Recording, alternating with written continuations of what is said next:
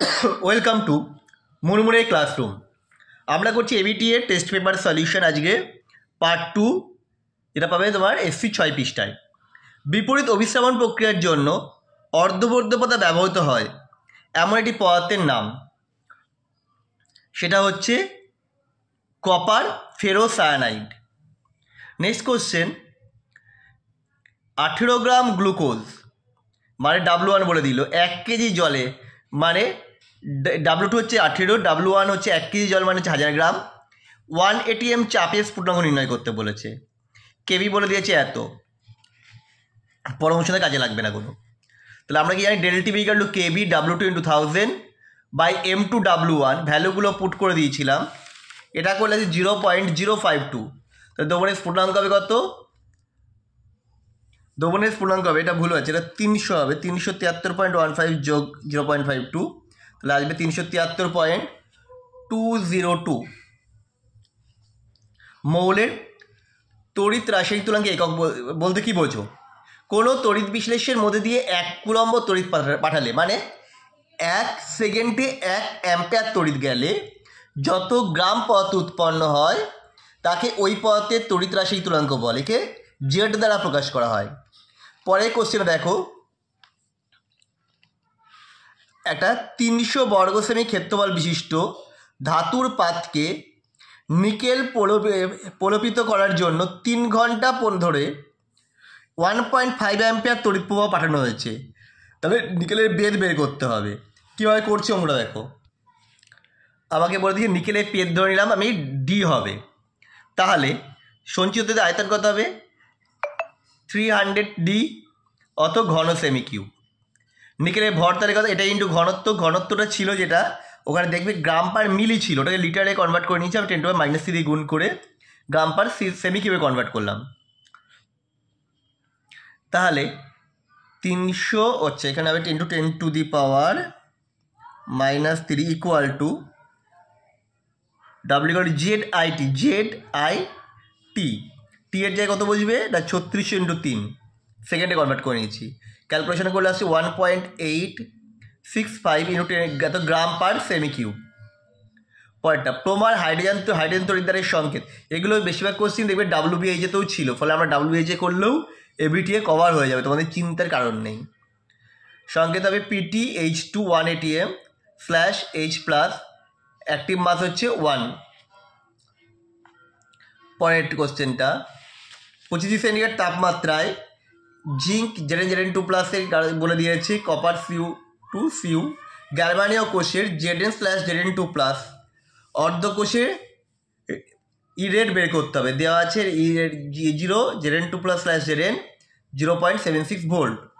কী করে করব না, E rate equal to E0 2.059/2 log concentration of Zn2+ by concentration of Zn। এটা করলে আছে 0.76 মাইনাস 0.052/9, 0.059/2 log 0.1 করলে আসে 0.7895 ভোল্ট। ওটা ম্যাট কাকে বলে?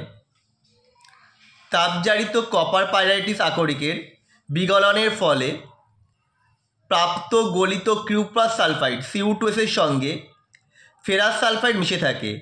এই গলিত মিশ্রণকে ম্যাট বলে। এতে প্রায় 55% কপার থাকে।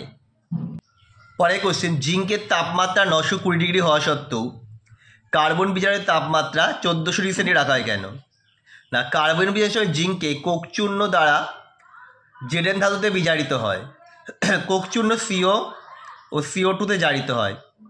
উৎপন্ন CO2 কোক দ্বারা বিজারিত হয়ে CO গঠন করে। এই বিক্রিয়াটি তাপমোচী। বিক্রিয়া দিচ্ছি CO2 + CH অভিমুখী 2CO + তাপ। এই কারণে কার্বন বিজারণ প্রক্রিয়াটি 920 ডিগ্রি সেন্টিগ্রেড বা তার থেকে বেশি তাপমাত্রায় ঘটালে বিক্রিয়াকালীন উষ্ণতা 920 সেন্টিগ্রেডে কমে যাবে। এক্ষেত্রে জিঙ্ক বাষ্পীভূত হবে না, ফলে রেডক্ট থেকে বেরিয়ে গ্রাহক পথে জমা হবে না। এই কারণে কার্বন বিজারণ প্রক্রিয়াটি 1400 ডিগ্রি সেন্টিগ্রেডে ঘটানো হয়। নেক্সট কোশ্চেন, স্পেলটার কি? কার্বন বিজারণে প্রাপ্ত জিঙ্কের মধ্যে cadmium, lead, iron, arsenic, silicon, aluminium, zinc oxide ইত্যাদি অশুদ্ধি মিশে থাকে। ওই অশুদ্ধ জিঙ্ককে স্পেল্টার বলে। মারুচ্চুরিত আয়রন যে বিভিন্ন অংশের রাসায়নিক ক্রিয়াগুলো লিখতে বলেছে, এগুলি হচ্ছে দহন অঞ্চলে বিক্রিয়া কী হচ্ছে CO2 + C+O2 অ্যারো CO2। গলন অঞ্চলে দুটো বিক্রিয়া আছে CO2 + C arrow 3CO, Fe2O3 + 3C arrow 2Fe + 3CO। ধাতুমল অঞ্চলে বিক্রিয়া CaCO3 অ্যারো ডেল্টা দিলে হবে CaO + CO2, CaO + SiO2 arrow CaSiO3। Bizarre অঞ্চলে বিক্রিয়া আরও তিনটে পার্ট হবে। প্রথমে 500 থেকে 900 kelvin উষ্ণতায় 3Fe2O3 + CO arrow 2Fe2O3 + CO2। তারপরে Fe3O4 + 4CO arrow 3Fe + 4CO2, Fe2O3 + CO arrow 2FeO + CO2, Fe2O3 + 3CO 2Fe + 3CO2। এরপর আসছে 1123 কেলভিন উষ্ণতায় FeO + CO arrow Fe + CO2। Last 2170 FeO + C arrow Fe + CO। পরেরটা হচ্ছে lanthanide মৌলের সাধারণ electron বিন্যাস, সেটাও ছিল Xe4F 1 থেকে 14 5D 021 6S2। লঘু H2SO বোধ অম্লায়িত KMnO4 দ্রবণে H2S গ্যাস চালালে কী হবে সমৃদ্ধ সমীকরণ সহ। এক্ষেত্রে হচ্ছে হলুদ বর্ণের সালফার অধক্ষিপ্ত হবে, K2SO4 তৈরি হবে, আর MnSO4 তৈরি হবে। 2KMnO4 + 3H2SO4 + 5H2S তৈরি হবে K2SO4 + 2MnSO4 + 5S + 8H2O।